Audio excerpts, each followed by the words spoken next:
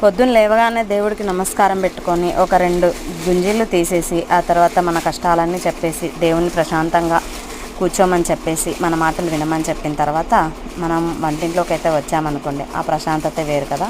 నేనైతే ఇక్కడ పూజ చేసుకున్న తర్వాత టిఫిన్ అయితే చేస్తున్నాను. పిల్లల కోసం వేడివేడిగా చిగురుపప్పు చేశాను, అలాగే రొట్టెలు అయితే కొడుతున్నాను.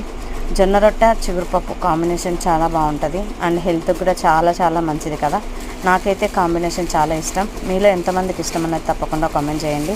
అలాగే మన వీడియోస్ నచ్చితే తప్పకుండా లైక్ చేయండి, షేర్ చేయండి, మన ఛానల్ని సబ్స్క్రైబ్ చేసుకోవడం అసలు మర్చిపోకండి. రొట్టెలు అయితే వేడివేడిగా చేసిన తర్వాత పిల్లలకు పెట్టేసి వాళ్ళు తిన్న తర్వాత నేను కూడా తింటూ ఉన్నాను. తిన్న తర్వాత వెంటనే షాప్కి అయితే వెళ్ళేది, కస్టమర్లు వెయిట్ చేస్తున్నారు. వచ్చిన వెంటనే కంప్యూటర్ వర్క్ బ్లౌజ్కి అయితే జాయింట్ వేసేసాను. బ్లౌజ్ పెట్టేసి తర్వాత కస్టమర్ బ్లౌజులు లైనింగ్లు ఉంటే కట్ చేస్తున్నాను. ఇక్కడ వచ్చేసి కస్టమర్స్ వచ్చారు, వాళ్ళతో మాట్లాడుతూ ఉన్నాను. ఫుల్ వీడియో కావాలంటే మన ఛానల్లో ఉంది, తప్పకుండా వెళ్ళి చెక్అవుట్ చేయండి.